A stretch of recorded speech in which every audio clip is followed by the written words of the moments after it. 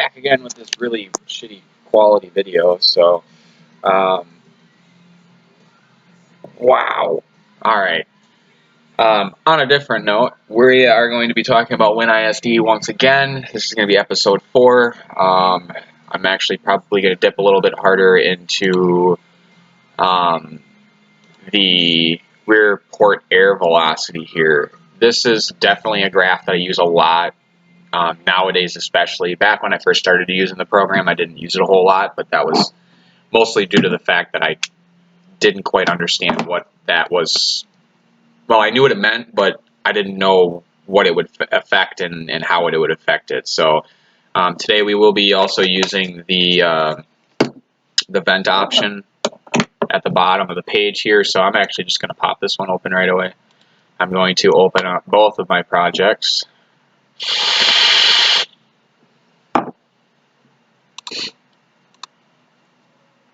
That's 21 Hz project, and here's the 24 Hz project, or 45 Hz. So, as I said before, we're going to start working with this vents right here. The only thing that changing this information right here will do is it'll actually affect the rear air velocity, or if you're making like a 6th order or whatever, it'll show you accordingly, because they also have the front port and then the interchamber port if you do an ABC style box. So, but considering I'm just doing a traditional standard vented box, we're just going to be working with rear port velocity. It also does have a rear port gain as well, but as for gain, I really just I communicate with the transfer function magnitude graph more than anything. So let's go ahead and get right into this here real quick.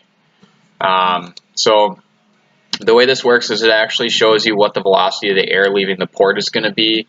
That is super helpful in the fact of you can eliminate chuffing then at that point. And chuffing is just simply the noise that the air makes as it leaves the port. So if you have a really, really high velocity of air coming out of the port at certain frequencies, that would explain why you get chuffing. The box that I have right now, I'll go ahead and open this project real quick.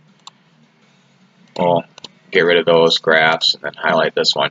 So this is the box I'm running right now, and this was before I understood what this rear port air velocity really meant and what it could do for me.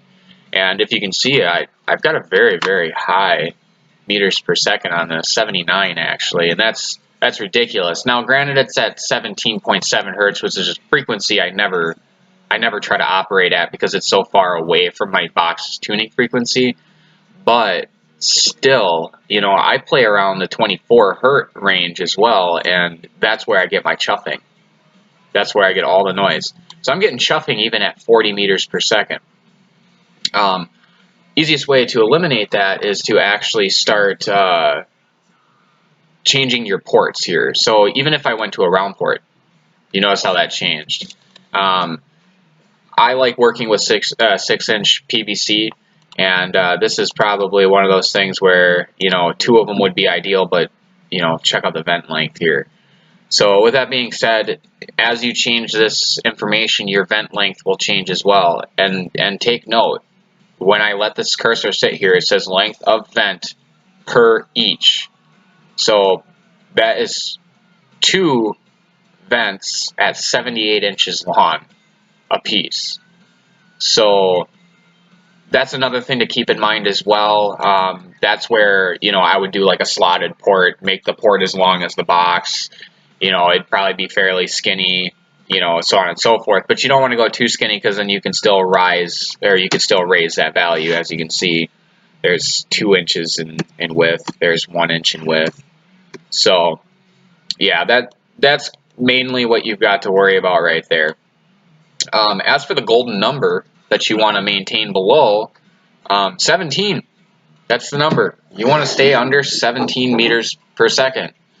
As long as you do that, you can keep the chuffing at a minimal, if not completely eliminate it. So again, you know, this is also stuff that you may not necessarily have to look at, especially if it's way outside of your tuning frequency.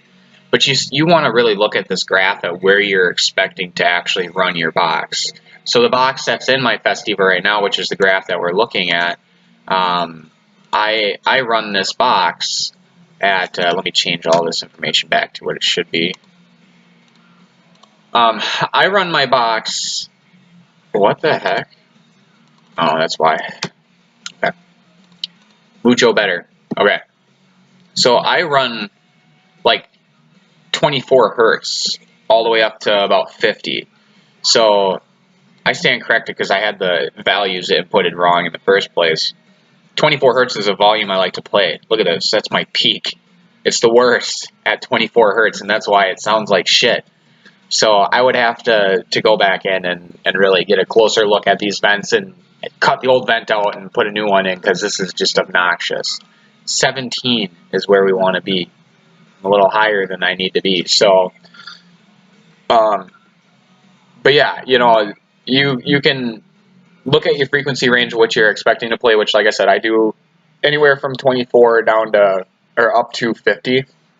And 50 hertz is really where I finally get into the butter zone for meters per second. So again, like I said, your magical number is 17. You want to try to keep it around 17. I would say 30 is probably a decent value as well, especially if you're running into problems with getting vents that are big enough but short enough. You know what I mean? Like, because there comes a problem at, you know, as we were looking at the round ports. You know, if I wanted to go 6-inch ports and do 2 of them, well, hold on, let's bring this down. Yeah, okay, now we're under. Check this out though, 4 ports at 88 inches long. Like, it's unrealistic. So it really takes a lot of playing around and tweaking to really figure it out. But every time you change these values, WinISD is going to calculate the exact length you need to make those ports in order to maintain the tuning frequency that you are requesting. In my case, is 28 hertz out of this box. So, but yeah, that's going to be your air velocity explanation from WinISD here. And the rear port gain, I've been looking at it, and I've also noticed that it does share a similar peak as the transfer function magnitude graph. 26 hertz at 1.3 decibels. Oh. Okay, so it is a little bit different.